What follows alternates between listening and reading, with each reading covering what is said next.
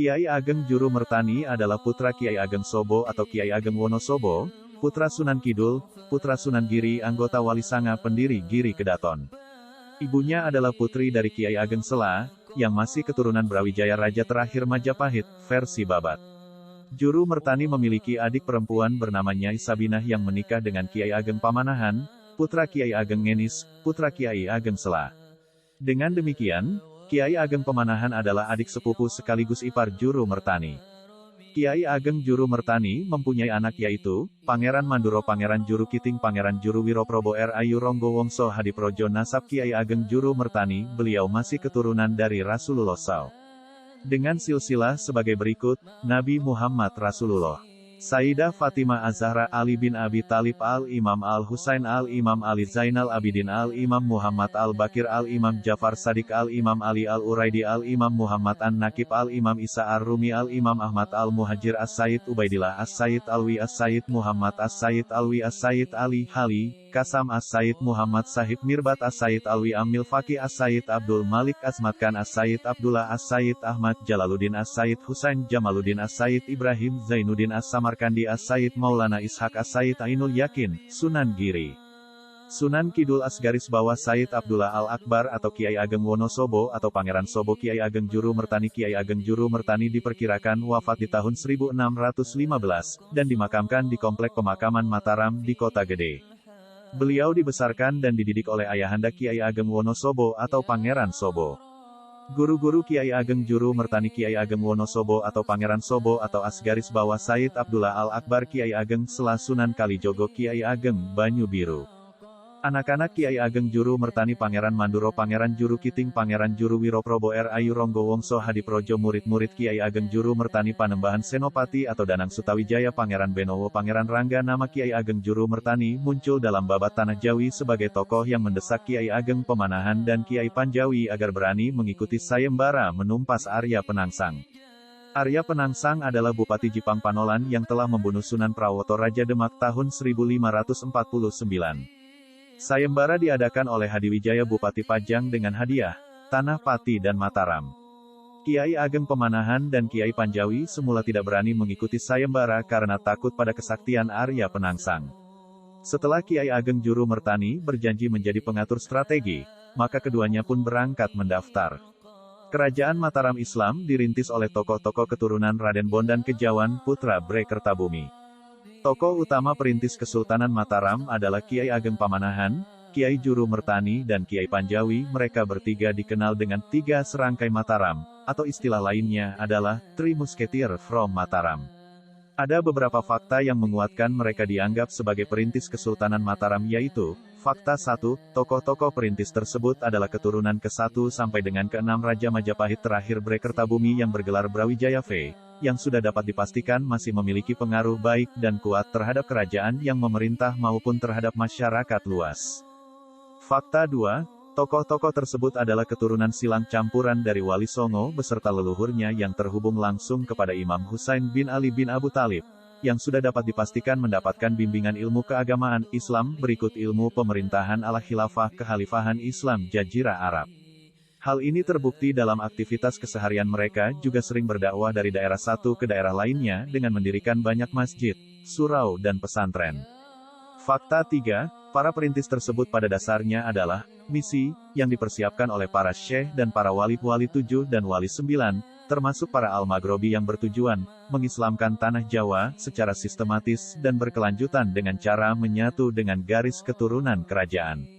Fakta 4, suksesi Kesultanan Demak ke Kesultanan Pajang kemudian menjadi Kesultanan Mataram pada dasarnya adalah kesinambungan dari misi, sesuai fakta 3, seperti juga yang terjadi dengan Kerajaan Pajajaran, Kerajaan Sumedang Larang, Kerajaan Talaga Majalengka dan Kerajaan Sarosoan Banten, di luar adanya perebutan kekuasaan.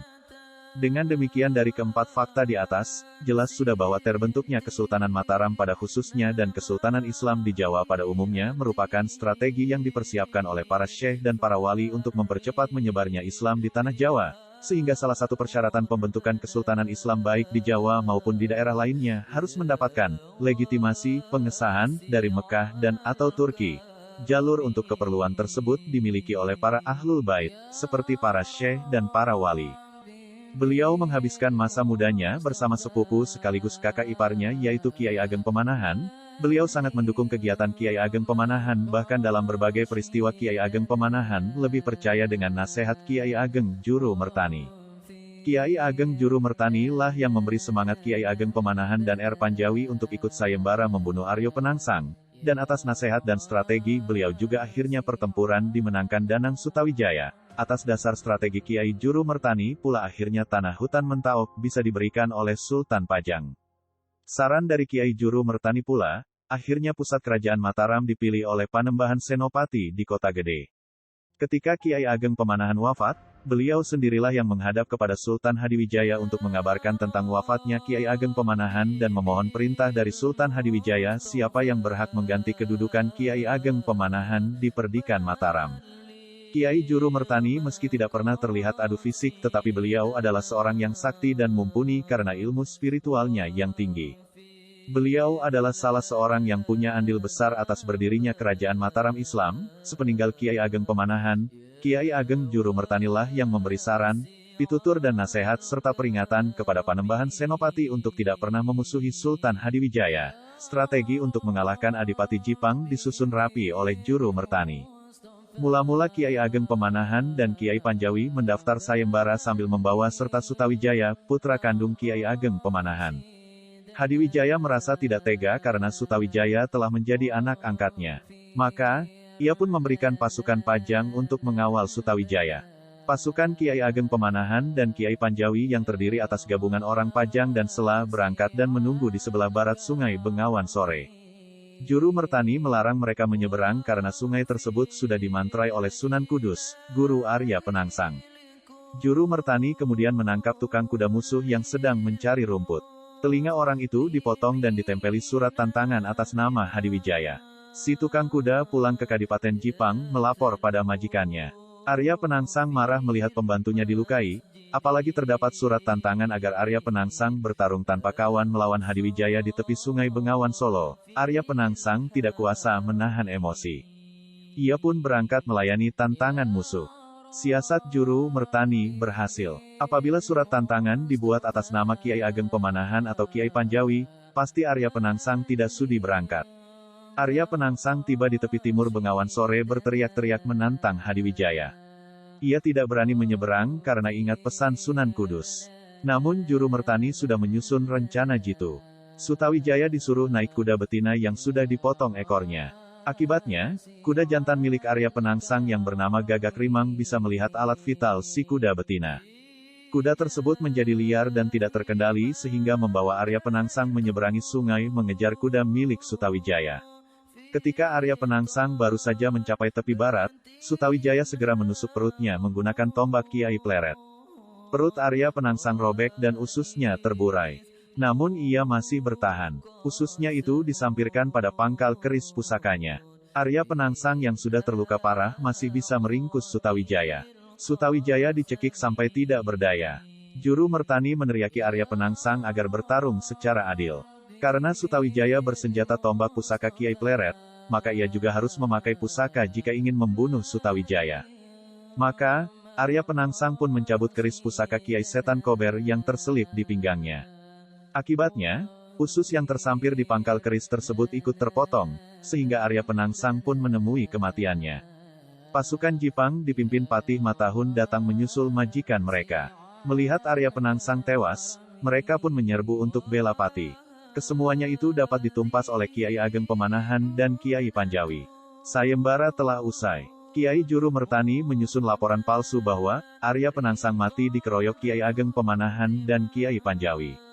Apabila Hadiwijaya di Pajang mengetahui kalau pembunuh sebenarnya adalah Sutawijaya, tentu ia akan lupa memberi hadiah tanah Mataram dan Pati, mengingat Sutawijaya adalah anak angkat Hadiwijaya.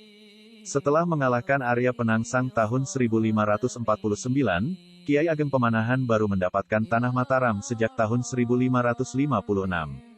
Setelah hadiah dari Hadiwijaya diterima, Kiai Ageng Pemanahan selanjutnya minta izin kepada Sultan Hadiwijaya untuk menempati daerah Alas Mentaok, Mataram.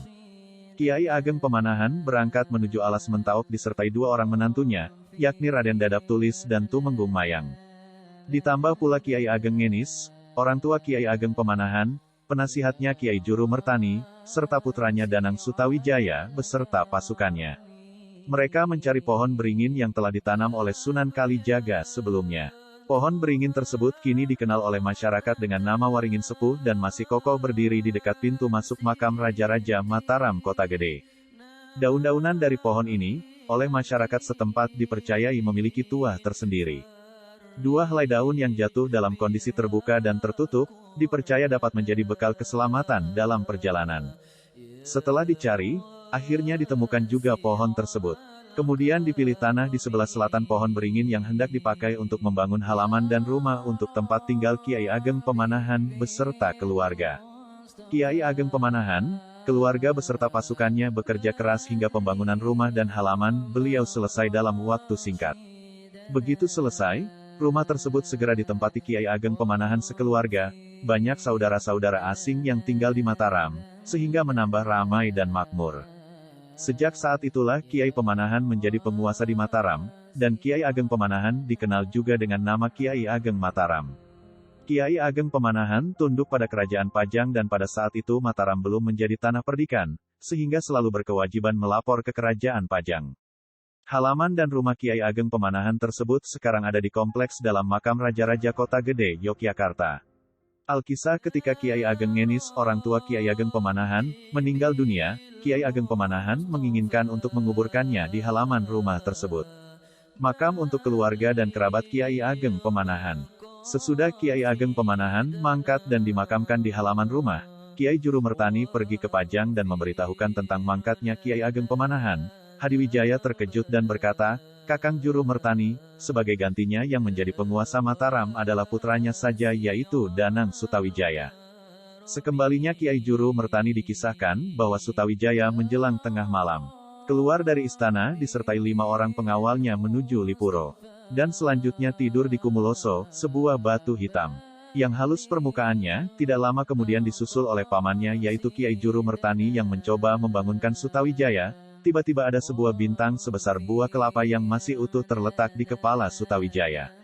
Bintang itu berkata seperti manusia bahwa Sutawijaya kelak akan menjadi raja besar. Yang menguasai tanah Jawa yaitu Raja Mataram, turun-temurun sampai anak cucu. Kiai Juru Mertani pun lalu menasihati keponakannya tersebut untuk memohon lagi kepada Tuhan, agar dimudahkan. "Ger, janganlah kamu memusuhi Sultan Hadiwijaya yang tak lain adalah orang tuamu dan juga gurumu. Aku malu karena kita yang berada di perdikan Mataram sepertinya tidak tahu membalas budi baiknya. Bukankah kita telah diberi tanah dan wilayah untuk kita tempati dan kita bangun oleh beliau? Aku minta Ger, lebih baik sekarang mintalah dan berdoalah kepada Allah jikalau Sultan Hadiwijaya wafat Angger bisa menggantikan keratonnya, tapi sekarang jangan sekali-kali memusuhi beliau, justru sebaliknya balaslah kebaikannya supaya batinnya rela jika Angger kelak menggantikannya sebagai raja." Selanjutnya membagi tugas untuk menemui penguasa Laut Selatan dan Gunung Merapi. Keduanya berpisah sesuai kesepakatan. Memang sabda pandita itu mustahil wola wali. Apa yang dijanjikan Kanjeng Sunan Kalijaga benar terjadi. Pasca meninggalnya Sultan Trenggono, Demak Bintara yang begitu kuat pengaruhnya di Jawa, akhirnya runtuh juga. Meskipun Pajang, di mana Sultan Hadiwijaya yang ketika itu memiliki istri anak dari Sultan Trenggono, Ratu Mas Cempaka pun demikian, juga mengalami masa sulit mempertahankan kekuasaannya dan akhirnya tumbang. Setelah tumbangnya kerajaan besar tersebut, Kiai Ageng Juru Mertani dengan segala kebriliannya, meskipun masih terbilang usia muda, dia bergerak secara diam-diam mengadakan pertemuan-pertemuan penting dengan kalangan generasi susuhunan, sunan, para priagung, hartawan yang bijak, para pandita tokoh lintas agama, dan para adipati penguasa wilayah di sepanjang Pulau Jawa, dengan membawa sabda mukti Kanjeng Sunan Kalijaga, untuk menghimpun kekuatan demi berdirinya kerajaan Islam penerus kerajaan Demak dan Pajang. Agar Jawa tidak diduduki bangsa asing kolonial, juga tidak terjadi perang saudara demi memperebutkan kekuasaan yang berkepanjangan. Dan apa yang terjadi? Kiai Ageng Juru Mertani yang muda itu berhasil mengumpulkan kekuatan yang luar biasa. Sunan Bayat sebagai salah satu murid kesayangan Kanjeng Sunan Kalijaga pun terpesona dengan gagasan Kiai Ageng Juru Mertani demi keutuhan dan perdamaian Trah Jawa. Bahkan beliau adalah satu-satunya pemuda Jawa Brangwetan dari timur, yang berhasil diterima dengan baik inisiatifnya oleh Kesultanan Cirebon, untuk mendorong berdirinya kerajaan Islam pasca runtuhnya Demak dan Pajang. Sejarah mencatat, Kesultanan Cirebon pun memiliki kekerabatan yang kuat dengan Mataram Islam dari hasil pernikahan. Kiai Juru Mertani menjadi penasihat Sutawijaya. Ia juga mendukung perjuangan Sutawijaya selama masih berada pada jalan yang benar. Juru Mertani pun berangkat bertapa ke puncak Gunung Merapi meminta bantuan penguasa di sana. Hasilnya, ketika terjadi perang melawan Pajang tahun 1582, Gunung Merapi tiba-tiba meletus dan memuntahkan laharnya menyapu pasukan Sultan Hadiwijaya.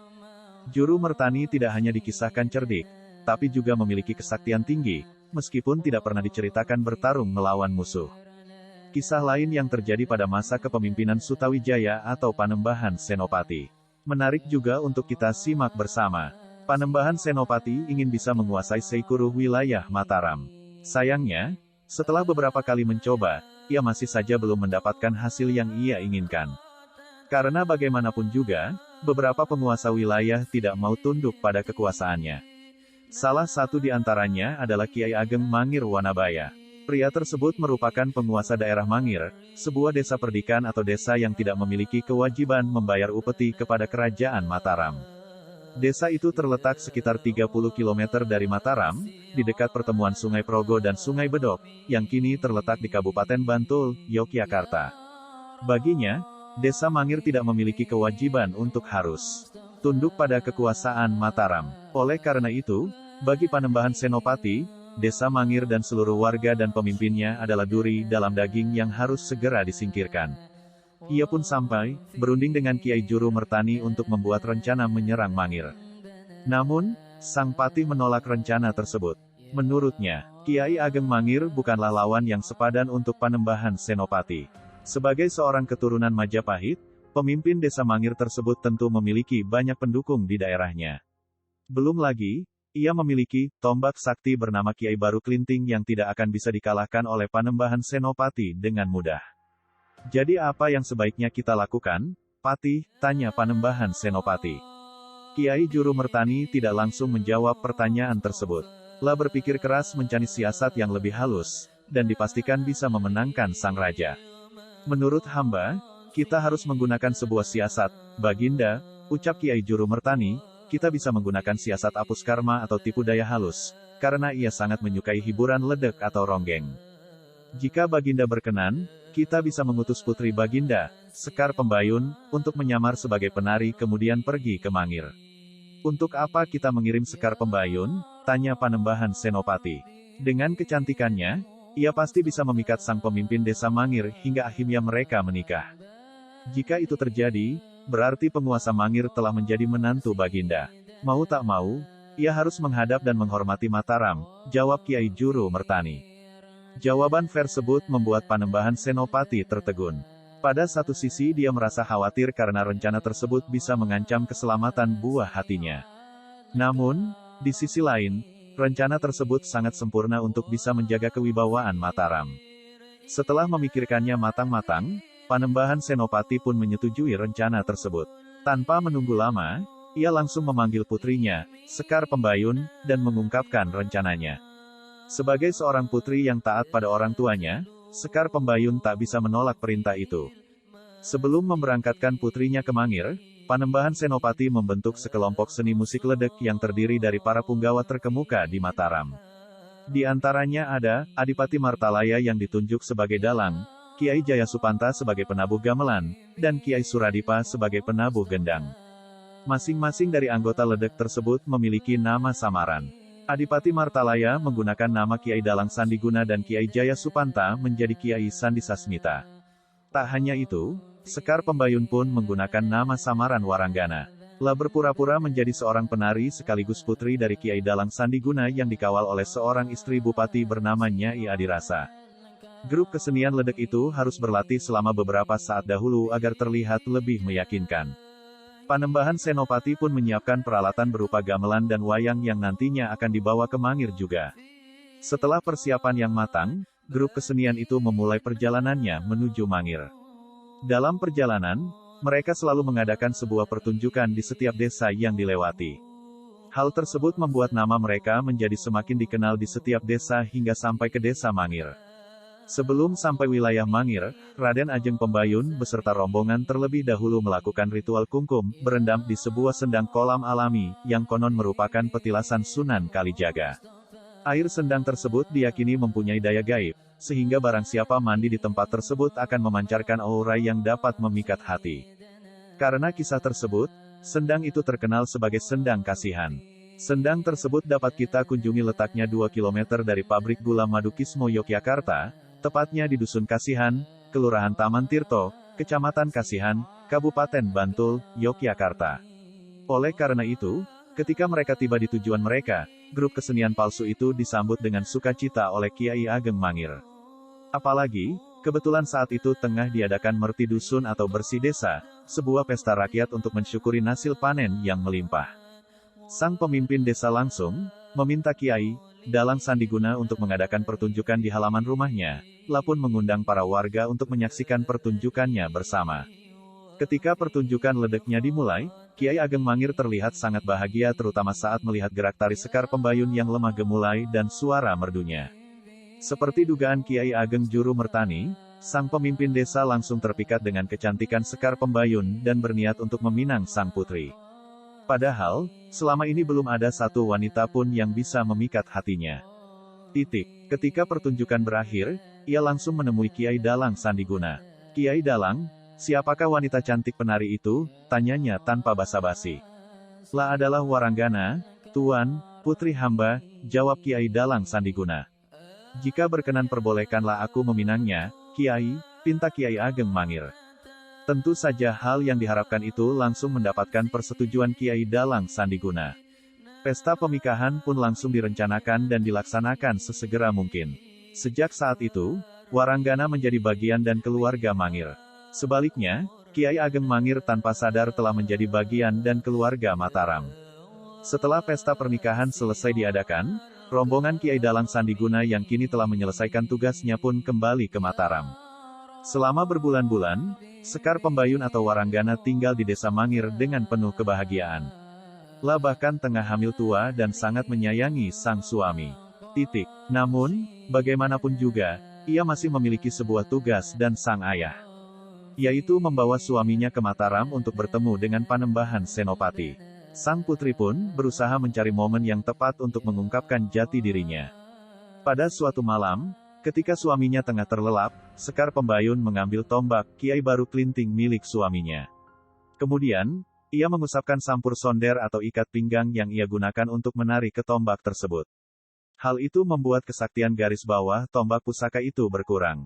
Sesudahnya, ia membangunkan sang suami untuk membongkar jati diri yang sebenarnya. "Kakanda, sebenarnya ada sesuatu yang ingin aku ceritakan padamu. Namun, kumohon Kanda berjanji tidak akan marah setelah mendengarnya," pinta Sekar Pembayun dengan lembut. "Katakan saja, Dinda, aku berjanji tidak akan marah padamu," ucap sang suami. "Sebenarnya namaku bukan Waranggana, Kanda. Aku adalah putri Sekar Pembayun, putri Panembahan Senopati dari Mataram." Pengakuan tersebut tentunya membuat Kiai Ageng Mangir terkejut. Tak pernah menyadari kalau rupanya wanita yang ia cintai adalah putri dari musuh terbesarnya. Pikiran dan hatinya pun menjadi tidak karuan. Ditambah lagi, putri Sekar Pembayun mengajaknya untuk sowan atau menghadap ke Mataram. Tujuannya adalah untuk menunjukkan pengabdian dan baktinya sebagai seorang menantu. Kiai Ageng Mangir semakin merasa seperti tengah berada di persimpangan jalan. Namun, ia tak memiliki alasan untuk menolak permintaan istrinya. Akhirnya, meskipun dengan berat hati, Kiai Ageng Mangir setuju untuk sungkem kepada Panembahan Senopati di Mataram. "Baiklah, demi cintaku padamu dan rasa hormatku kepada mertua, aku akan sowan ke Mataram," ucap Kiai Ageng Mangir dengan penuh keyakinan. Keesokan harinya, putri Sekar Pembayun berangkat ke Mataram bersama suami, beberapa kerabat, dan pengawalnya. Kiai Ageng Mangir tak lupa membawa tombak pusakanya, Kiai Baru Klinting. Rombongan ini berjalan selama berhari-hari menuju Kota Gede, pusat dari Kerajaan Mataram. Sesekali, mereka berhenti di sebuah desa untuk beristirahat dahulu. Suatu hari, saat tengah beristirahat di sebuah desa, Kiai Ageng Mangir mendengar sebuah bisikan dari tombak pusakanya. Bukannya merasa kesal, Kiai Ageng Mangir langsung melepas semua senjata yang ia bawa, garis bawah termasuk Kiai Baru Klinting. Kemudian, ia dan istrinya sungkem kepada Panembahan Senopati. Sang raja sendiri memberikan sambutan yang hangat pada putri dan menantunya. Tanpa sadar, keramah tamahan ini membuat sang menantu terlena. Kiai Ageng Mangir sampai duduk bersimpuh dan bersembah sebagai bentuk penghormatan. Akhirnya dihukumlah Kiai Ageng Mangir sampai tewas. Putri Sekar Pembayun yang menyaksikan seluruh peristiwa tersebut dalam jarak dekat langsung menangis histeris. Penyesalan pun muncul di dalam dadanya. Kunjungannya ke Mataram pada akhirnya hanya menjadi sebuah petaka atas gugurnya suami yang ia cintai. Dalam Babat Tanah Jawi juga mengisahkan, Sutawijaya memiliki putra sulung bernama Raden Rangga yang suka memamerkan kesaktiannya dan pemarah. Ketika berjalan, Raden Rangga tidak mau berbelok atau memutar kendati ada batu besar atau pohon di depannya. Sayangnya, watak atau pembawaan Raden Rangga cepat marah. Ketika tersinggung atau marah, ia akan memukul siapapun yang ada di dekatnya. Suatu waktu ada seorang pendekar dari Banten yang datang untuk menantang Panembahan Senopati. Mengetahui hal itu Raden Rangga maju menghadapi sang pendekar. Pertarungan itu mengakibatkan kematian sang pendekar. Raden Rangga menang. Kemudian di lain waktu ada rombongan pengamen dengan keahlian sulap, sihir, dan bermain pedang yang datang ke wilayah kerajaan Mataram Islam. Raden Rangga dengan berpakaian rakyat biasa menantang pimpinan rombongan pengamen tersebut untuk mengadu kesaktian. Lagi-lagi, Raden Rangga berhasil memenangi adu kekuatan saat itu.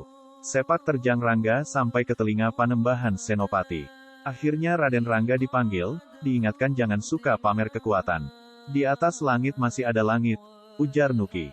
Seusai menasihati Raden Rangga, Panembahan Senopati meminta putranya itu untuk membengkokkan salah satu jarinya. Permintaan itu pun dituruti sang putra.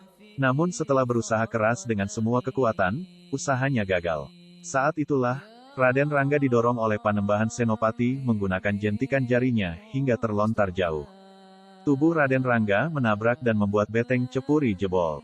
Sekali sentak tubuh Raden Rangga terlempar menembus beteng Cepuri hingga alun-alun, urainya, Panembahan Senopati melakukan itu sebagai peringatan kepada putranya agar tidak congkak kendati memiliki kekuatan lebih. Setelah itu Raden Rangga pun meninggalkan ayahandanya dan kerap mengadu kepada Ibu Suri di Palereman atau Peleman. Suatu hari Raden Rangga disuruh pergi ke rumah Juru Mertani untuk berguru. Pemuda itu pun berangkat dengan setengah hati karena merasa lebih kuat daripada Juru Mertani.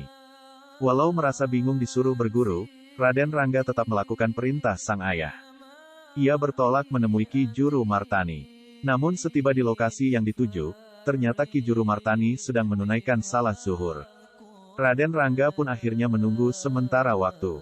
Saat menunggu itu konon Raden Rangga menusuk-nusuk lantai batu pualam menggunakan jarinya. Juru Mertani muncul dari dalam dan mengatakan kalau batu musala tersebut keras jadi jangan buat mainan. Seketika itu juga, Raden Rangga tidak mampu lagi melubangi batu musala dengan jarinya. Sejak itu, Raden Rangga berguru pada Juru Mertani dengan sepenuh hati karena ia yakin kalau orang tua yang dianggapnya lemah dan tidak pernah bertarung itu ternyata menyimpan kesaktian yang luar biasa. Kiai Juru Mertani menjabat sebagai Patih Kesultanan Mataram sejak pemerintahan Sutawijaya tahun-tahun 1586 sampai tahun 1601. Dilanjutkan pemerintahan Mas Jolang putra Sutawijaya yang memerintah tahun-tahun 1601 sampai tahun 1613. Lalu digantikan oleh Adipati Martapura putra Mas Jolang yang menjadi raja satu hari, dan dilanjutkan Sultan Agung putra Mas Jolang lainnya yang naik tahta sejak tahun 1613. Kiai Juru Mertani alias Adipati Mandaraka meninggal dunia pada tahun 1615. Kedudukannya sebagai Patih Mataram kemudian digantikan oleh Tumenggung Singaranu. Dengan demikian, Juru Mertani mengabdi di Mataram dalam waktu yang sangat lama, yaitu ikut membuka alas Mentaok menjadi desa Mataram, sampai awal pemerintahan Sultan Agung, Cicit Kiai Ageng Pemanahan. Tugas seorang Kiai Ageng Juru Mertani adalah mempertemukan dan mempersatukan. Beliau bukan tipe seorang mandraguna yang gila kekuasaan. Apalagi beliau tahu yang mukti di tanah Jawa setelah runtuhnya Demak dan Pajang itu nantinya terah dari Kiai Ageng Selo dari garis laki-laki turun ke laki-laki. Tentu Panembahan Senopati lah yang memiliki potensi besar untuk menjadi Raja Mataram Islam kala itu. Toh Kiai Ageng Juru Mertani juga mendapat anugerah luar biasa, karena putrinya nanti ada yang menjadi garwa istri Raja Mataram Islam dan melahirkan generasi Raja Mataram Islam pada generasi berikutnya. Sopo nandur bakal ngunduh. Beliau tidak butuh kamukten kejayaan untuk dirinya, tapi untuk generasi selanjutnya, Sosok Kiai Juru Mertani digambarkan sebagai seorang petani yang berwawasan negarawan, di saat para bangsawan lain lebih tertarik untuk mengolah keterampilan fisik. Pada masa mudanya Kiai Juru Mertani lebih tertarik pada ilmu agama, olah rasa, serta ilmu ketatanegaraan, filsafat, psikologi, maupun strategi. Meskipun demikian Kiai Juru Mertani adalah seorang guru yang adem, sederhana, bijaksana dan tidak ambisius akan kekuasaan, beliau dikenal sebagai sosok yang bisa menahan emosi dan bisa mengendalikan diri. Kiai Juru Mertani menjabat sebagai Patih Kesultanan Mataram sejak pemerintahan Sutawijaya tahun-tahun 1586 sampai tahun 1601. Dilanjutkan pemerintahan Mas Jolang Putra Sutawijaya yang memerintah tahun-tahun 1601 sampai tahun 1613. Lalu digantikan oleh Adipati Martapura Putra Mas Jolang yang menjadi Raja satu hari, dan dilanjutkan Sultan Agung Putra Mas Jolang lainnya yang naik tahta sejak tahun 1613. Kiai Juru Mertani alias Adipati Mandaraka meninggal dunia pada tahun 1615. Kedudukannya sebagai Patih Mataram kemudian digantikan oleh Tumenggung Singaranu. Dengan demikian, Juru Mertani mengabdi di Mataram dalam waktu yang sangat lama, yaitu ikut membuka alas Mentaok menjadi desa Mataram, sampai awal pemerintahan Sultan Agung, cicit Kiai Ageng Pemanahan. Tugas seorang Kiai Ageng Juru Mertani adalah mempertemukan dan mempersatukan. Beliau bukan tipe seorang mandraguna yang gila kekuasaan. Apalagi beliau tahu yang mukti di tanah Jawa setelah runtuhnya Demak dan Pajang itu nantinya terah dari Kiai Ageng Selo dari garis laki-laki turun ke laki-laki. Tentu Panembahan Senopatilah yang memiliki potensi besar untuk menjadi Raja Mataram Islam kala itu. Toh Kiai Ageng Juru Mertani juga mendapat anugerah luar biasa, karena putrinya nanti ada yang menjadi garwa istri Raja Mataram Islam dan melahirkan generasi Raja Mataram Islam pada generasi berikutnya. Sopo nandur bakal ngunduh. Beliau tidak butuh kamukten kejayaan untuk dirinya, tapi untuk generasi selanjutnya. Coba di negeri ini, seandainya ada yang mewarisi kepribadian Sang Kiai Ageng Juru Mertani, betapa bangsa yang konon katanya kaya raya gemah ripah loh jinawi tentunya tidak perlu menunggu waktu yang lama menemukan masa keemasan dan kejayaannya, betapa tidak. Di Indonesia, akan banyak ditemukan orang-orang yang hebat, generasi yang brilian dan super cerdas. Namun sayang, sebagian besar dari kita teramat angkuh belajar sejarah pada bangsanya sendiri. Cenderung bertarung demi merebutkan kekuasaan dibandingkan menyatukan visi misi demi menciptakan kehidupan berbangsa dan bernegara yang aman, nyaman, berperadaban, dan penuh kedamaian seperti halnya yang dilakukan oleh Kiai Ageng Juru Mertani Sang Sandi Agung.